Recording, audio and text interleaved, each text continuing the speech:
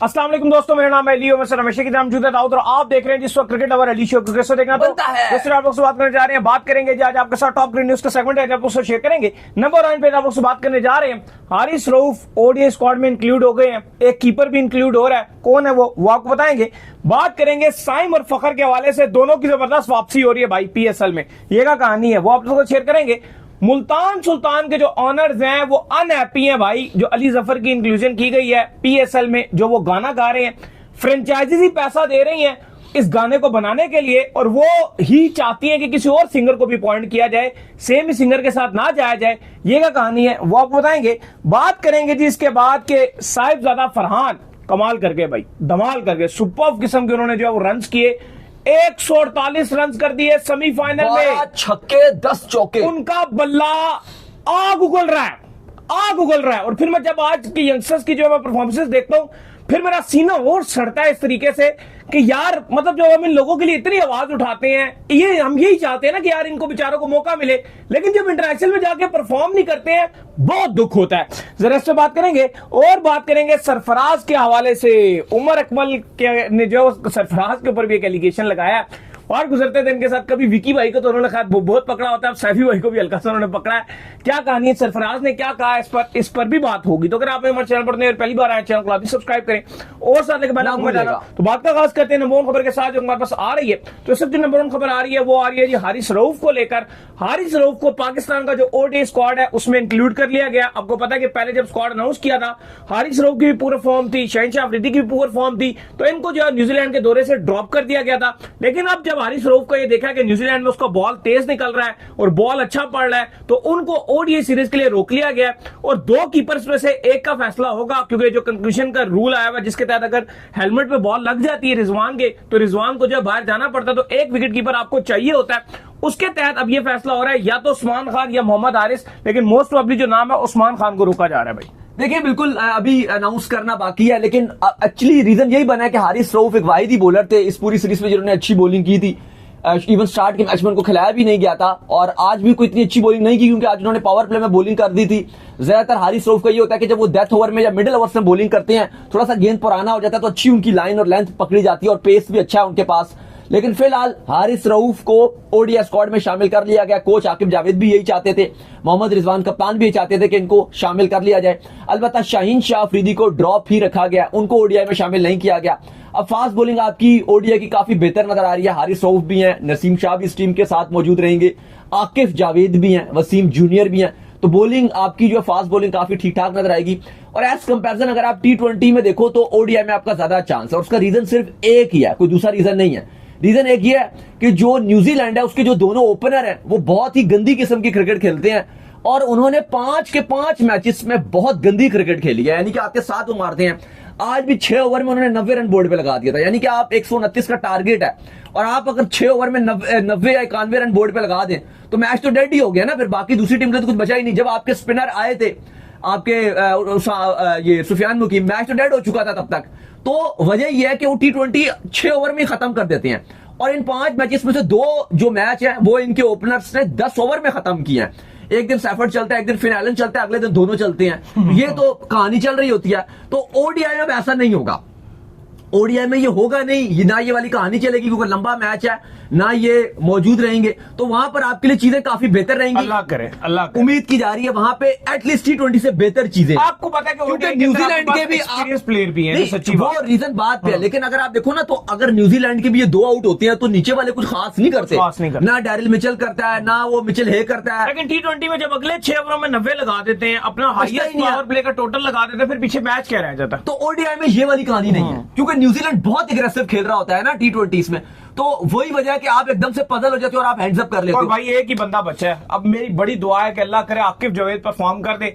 अगर उसने परफॉर्म ना किया तो यकीन करें आप वापस अपनी उसी बॉलिंग पे शाहीन, नसीम, हारिस दोबारा इन्हीं बॉलिंग पे आ जाएंगे, और हमने देख लिया कि इन्होंने पास में हमारे साथ क्या किया है। खैर इसके बाद जो अपडेट आ रही है, आखिरी में बात करूंगा फिर आगे चलिएगा। मेरे ख्याल से अभी सुबह भी मैं बात कर रहा था, देखो अब आगे एशियन कंडीशन में आपका Asia cup T20 world cup है, अब आपको जो फोकस होना चाहिए ना वो स्पिनर पे होना बिल्कुल, चाहिए। बिल्कुल। पीछे भी अगर आप देखो जो 2011 का वर्ल्ड कप था, बेशक आप आगे हार गए थे सेमीफाइनल में भारत से और वो एंड में वर्ल्ड कप जीत गई थी, लेकिन आपका उसमें भी स्पिनर अच्छे थे ना। जो आपका सबसे हाई क्वालिटी चीज थी वो स्पिनर था। आपके पास 3 स्पिनर थे और तीनों बला थे, तीनों तबाही थे। सईद अजमल आपका विकेट टेकिंग ऑप्शन था, शाहिद अफरीदी का वो पूरा वर्ल्ड कप इतना शानदार था, वो लीडिंग विकेट टेकर थे पूरे वर्ल्ड कप में, लीडिंग विकेट टेकर।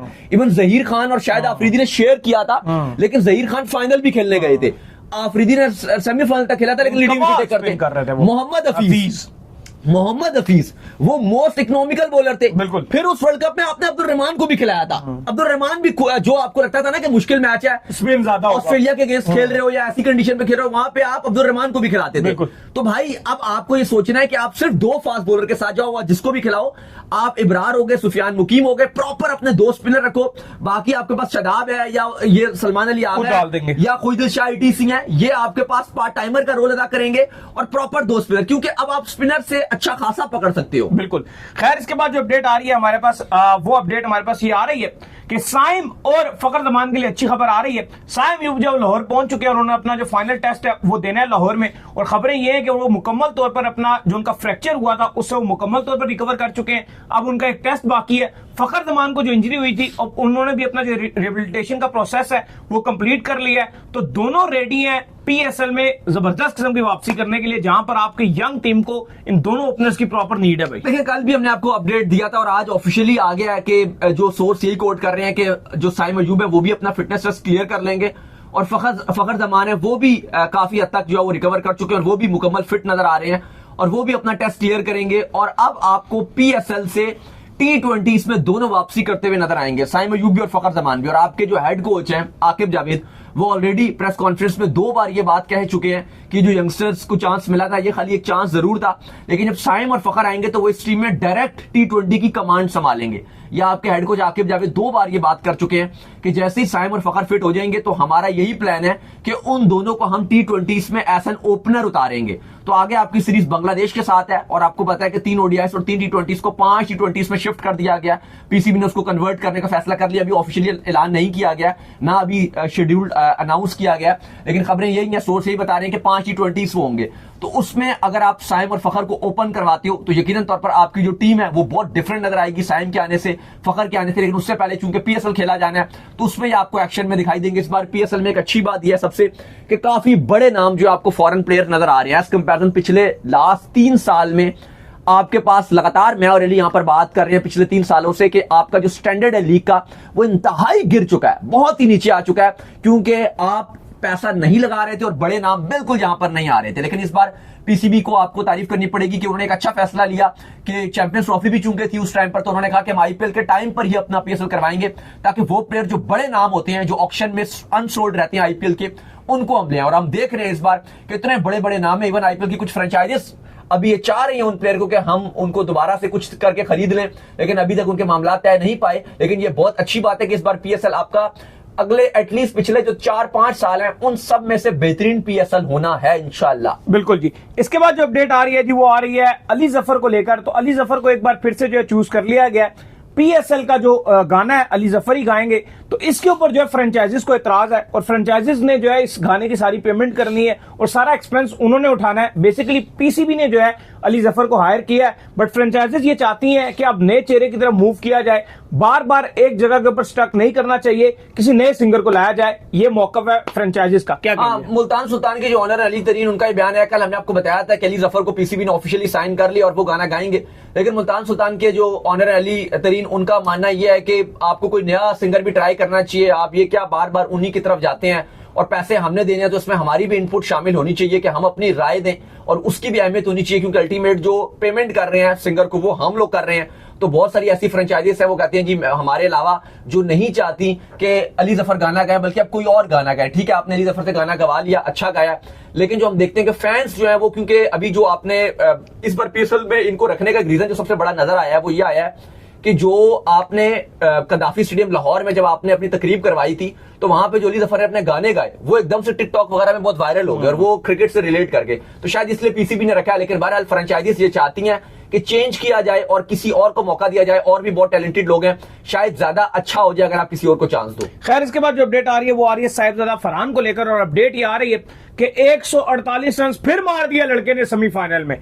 आग लगा के रखी हुई है, उसका बैट जो है वो आग उगल रहा है। हर दूसरे मैच में वो सेंचुरी मारता है, ना सिर्फ सेंचुरी मारता है, 150 रन जो है वो मार रहा है और लगातार मारी जा रहा है। उस बेचारे को अब ऑस्ट्रेलिया लेकर गए थे, लेकिन ऑस्ट्रेलिया में जाकर जिस तरह से इसके साथ सलूक किया गया था, कभी इसको क्या नंबर दे रहे थे, कभी इसको किस तरह से खिला रहे थे, बड़ी मुश्किल जो इसकी हो गई थी। और ये वो यंगस्टर था जो बड़ा ही डिजर्व करता था। लेकिन मसला दाऊद वही आता है, मैं भी दाऊद से ऑफ द कैमरा भी ये बात कर रहा था कि यंगस्टर परफॉर्म करते हैं, हम उनके लिए आवाज उठाते हैं, हमारा काम है हम यंगस्टर्स को चांस दिलवाएं। लेकिन जब यंगस्टर को चांस मिलता है तो वो अपॉर्चुनिटी को जाया कर देते हैं। जैसे इस बार की जो अपॉर्चुनिटी थी वो आपके दोनों ओपनर्स ने जाया की न्यूजीलैंड में। दाऊद देखिए, साहिबजादा फरहान तो इस टाइम कमाल कर रहे हैं। आज 148 रन की नॉक खेली है, जिसमें 12 छक्के और 10 चौके शामिल है। तीसरी सेंचुरी बना डाली उन्होंने नेशनल टी20 कप में। सेमीफाइनल में अपनी टीम को उन्होंने फ्रंट से लीड किया और जिस अंदाज में वो बैटिंग कर रहे हैं, 72 गेंदों पे उन्होंने तहस नहस करके रख दिया। देखो, मैं अभी भी ये समझता हूं, मैं पहले भी ये बात कर रहा था कि जो आपके साहिबजादा फरहान है, देखो आपने इनको 2 बार मौका दिया है ना इंटरनेशनल टीम में भी आपने रिसेंटली। एक पिछला जो दौरा है न्यूजीलैंड था उसमें आप लेकर गए थे और उसमें आपने इनको 2 मैच खिलाए। एक में आपने इनको नंबर 6 पे खिलाया और एक पे आपने इनको नंबर 7 पे खिलाया और टी20 पे खिलाया। फिर आपने ऑस्ट्रेलिया में लेके गए, एक 8 ओवर के मैच में आपने इनको ओपनिंग करा दी, जहां पे इन्होंने स्पेंसर जॉनसन को जो 145 प्लस की स्पीड पे बॉल डाल रहे थे, आपने 2 इन्होंने बाउंसर में बड़े जबरदस्त पुल शॉट मारे और 2 चौके मारे और फिर ये आउट हो गए। फिर उसके बाद इनको नंबर 3 पे मौका दिया गया टी20 में, जहां पे ये रन्स नहीं बना सके। देखो, इशू सबसे बड़ा ये है साहिबजादा फरहान के साथ कि अभी ठीक है डोमेस्टिक में उन्होंने रन बनाए हैं, लेकिन जो उनका रियल फॉर्मेट है साहिबजादा फरहान का वो है ओडीआईस, और आपने ओडीआईस में उनको चांस नहीं दिया। डिस्पाइट के मैं इतना हैरान हूं कि आपके ओपनर चैंपियंस ट्रॉफी में कोई था नहीं, अब आपने फाइनली अब्दुल्ला शफीक को वापसी कराई, आपने इमामुल हक को दोबारा से चांस दिया। इंडिया के मैच में इतना उन्होंने टीम को लेट डाउन किया, टीवी पे भी बैठे रहे, कोई खास फिटनेस भी नहीं है इमामुल हक की, फॉर्म भी कोई खास नजर नहीं इस टाइम आ रही करंटली। आप न्यूजीलैंड को ले गए, ले जाओ, कोई शिकायत नहीं है, ठीक है जी। इमाम को भी ले गए, अब्दुल्ला को भी ले गए। तो जब आपने बॉलर में भी आपने हारिस रऊफ को भी टीम में डाल दिया, उसको भी डाल दिया, फलाने को भी डाल दिया, चांस मिलेगी, इस बेचारे को नहीं मिला। तो यार फिर आप साहिबजादा फरहान को भी ओडीआई स्क्वाड में ऐसा बैकअप ओपनर रख सकते थे। जब आपने इतने सारे प्लेयर्स को रखा है ना, तो एक साहिबजादा फरहान भी आपका हो सकता था। उसकी वजह यह है कि ये नहीं कि इस नेशनल टी20 कप में से रन बना दिए। पिछले 3 साल में पाकिस्तान क्रिकेट बोर्ड के जो डोमेस्टिक के 3 फॉर्मेट के टूर्नामेंट होते हैं, एक 4 डे आपका रेड बॉल टूर्नामेंट का आजम ट्रॉफी और प्रेसिडेंट जो भी खेले जाते हैं, दूसरा आपका ओडीआई कप वगैरह जो भी खेले जाते हैं, टी20 कप में 2025 में हाईएस्ट रन स्कोरर, 2023 नेशनल टी20 कप का हाईएस्ट रन स्कोरर, 2021 नेशनल टी20 कप का हाईएस्ट रन स्कोरर, तीनों फॉर्मेट का इस टाइम पिछले 3 साल में ये बेस्ट बैट्समैन परफॉर्मर है। तीनों फॉर्मेट में, टेस्ट एक नहीं या खाली रेड बॉल नहीं, ओडीआई नहीं, टी20 नहीं, 4 डे नहीं, एक नहीं, ऑल फॉर्मेट पाकिस्तान के डोमेस्टिक है। तो भाई जिसने इतना परफॉर्मेंस दिखा दिया, ठीक है हम ये मानते हैं कि बहुत सारे ऐसे प्लेयर होते हैं जिन पे डोमेस्टिक का टैग लग जाता है, वो इंटरनेशनली नहीं कर पाते, लेकिन जिसने इतना रन बनाया हो ना, उसको आपको प्रॉपर 2-3 सीरीज तो देनी बनती है। जैसे आपने उस्मान खान को पूरा 1 साल से आपने चांस दिया था, आपने वो इंग्लैंड भी लेकर गए, उसका वर्ल्ड टूर चल रहा है। नहीं देखो, आपने पूरे चांस दिए ना, आपने कहा यार क्योंकि इसने दुबई और यूएई का वो इसके पास वहां पे ये एलिजिबल हो रहा था खेलने के लिए, इसने वो कुर्बानी दी, तो हम इसको पूरा चांस, इंग्लैंड भी लेकर गए, पूरा वर्ल्ड कप खिलाया भी लेकर गए, फिर कोई, और वो आपने पूरा वर्ल्ड कप के बाद आपने लगातार हर जगह आपने उसको चांस दिया, ये आपने किया ना। तो फिर साहिबजादा फरहान के साथ भी ये कीजिए, उसको भी ओडीआई में प्रॉपर चांस दीजिए, क्योंकि जो टेक्निक वाइज भी नजर आता है ना, आपके पास पक्का ओडीआई का प्लेयर। देखो अभी जो सिनेरियो नजर आ रहा है ना आपका, फखर जमान, वो शायद आपको लॉन्ग टर्म ओडीआई में अब नजर ना नहीं आएंगे, शायद अभी उनकी सिलेक्शन भी ना ओडीआई में, और शायद वो 27 से वर्ल्ड कप का भी अभी उनके ऊपर सवालिया निशाना, पता नहीं वो अपनी फिटनेस रिगेन कर पाते हैं नहीं कर पाते, क्योंकि उनका जो इशू है उनके मसल्स कमजोर पड़ जाते हैं। फिलहाल वो ओडीआई में अभी वो नजर नहीं आ रहे, इसलिए फखर जमान थोड़े इमोशनल भी बहुत हो गए थे। तो कुछ खबरें ये भी है कि वो टी20 में तो वापसी करने की कोशिश करेंगे, लेकिन शायद ओडीआई में वो भी आपको नजर ना आए।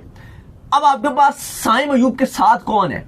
अगर साइम और अगर साहिबजादा फरहान की बेस्ट जोड़ी बन जाए, प्लस बैकअप अब्दुल्ला शफीक, ये 3 अगर आपके पास ओपनर हो, तो कम से कम आप 2027 की एक बेहतरीन टीम बना सकते हो, क्योंकि अब्दुल्ला शफीक में भी टैलेंट है। बेशक वो 3-0 उनको मिले हैं साउथ अफ्रीका में, लेकिन उनके अंदर पोटेंशियल है।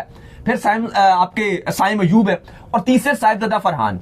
अगर आप इनको लॉन्ग टर्म चांस दोगे तो पाकिस्तान के लिए बहुत बड़ा एसेट बनेगा तीनों फॉर्मेट में, और वो उसने बार बार प्रूव किया है। खैर इसके बाद जो अपडेट आ रही है वो आ रही है सरफराज को लेकर। अपडेट ये आ रही है कि उमर अकमल के हवाले से उनसे सवाल पूछा गया कि उमर अकमल बड़ा गिला कर रहे हैं कि सरफराज की वजह से जो है मेरी वापसी जो है वो इंटरनेशनल क्रिकेट में जो है वो नहीं हो सकी है। तो इसके ऊपर सरफराज अहमद आए जो बेचारे सादे हैं और उनकी वजह से वापसी नहीं होगी, उन्होंने तो सबके लिए रास्ते खोले। क्या कहा सरफराज ने भाई? नहीं, एक्चुअली ना उनसे पूछा गया था कि सबसे जो बेस्ट कप्तान है वो कौन है जिसके अंडर आपने खेला है, तो उसमें 3-4 चॉइसेस थी। तो उसमें उन्होंने कहा कि शाहिद आफरीदी जो बेस्ट कप्तान है जिसकी अंडर में खेलूं और जिसने मुझे सही यूटिलाइज किया है वो है।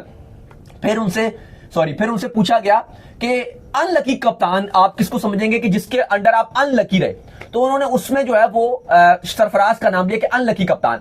और वो ठीक भी है क्योंकि सरफराज ने भी जब इसको एक्सप्लेन किया तो उमर अकमल की भी बात ये गलत नहीं और सरफराज का भी पॉइंट बिल्कुल ठीक है कि वो अनलकी कैसे हैं। वो इसलिए है कि आपको याद होगा आज से 8 साल पहले 2017 की चैंपियंस ट्रॉफी में उमर अकमल टीम के साथ ट्रैवल किए, टीम के साथ वहां गए, लेकिन वहां पर मिकी ऑर्थर ने एक रूल बना दिया था पाकिस्तान क्रिकेट बोर्ड के साथ मीटिंग वगैरह करके कि जब हम दौरे पे भी होंगे तो हम फिटनेस टेस्ट लेंगे। और वहां पे क्योंकि पाकिस्तान ऑस्ट्रेलिया वगैरह होता हुआ आ रहा था, इधर इंग्लैंड से आ रहा था, तो उसके बाद पाकिस्तान इंग्लैंड में चैंपियंस ट्रॉफी थी, तो उसके बाद जब पाकिस्तान का टेस्ट लिया गया फिटनेस टेस्ट उमर अकमल का, तो वो फेल हो गए उमर अकमल फिटनेस टेस्ट में। तो मिकी और सर बड़ी सख्ती दिखा रहे थे क्योंकि उससे पहले सुहेल खान से बड़ा तपे हुए थे, मोहम्मद इरफान जो लंबे कद के बॉलर थे उनके ऊपर मिकी बहुत तपे हुए होते थे क्योंकि बीच मैच के दरमियान वो कहते थे भाई हमारा हो गया, हम खत्म, हमसे बॉल नहीं हो रही। तो उन्होंने कहा कि फिटनेस ये क्या बात हुई कि भाई एक बॉलर सेलेक्ट किया हुआ है वो आगे मैच ही नहीं खेल रहा, तो इसलिए मिकी ने एक सख्त पॉलिसी बनाई थी कि हम टूर पे भी फिटनेस टेस्ट लेंगे। और उमर अकमल की उस टाइम फिटनेस टेस्ट खराब हो रही थी थोड़ी सी और वो फेल हो गए, तो मिकी ने उनको वापस भिजवा दिया। तो उमर अकमल उस पॉइंट ऑफ व्यू से बात करें यार कि मैं चैंपियंस ट्रॉफी का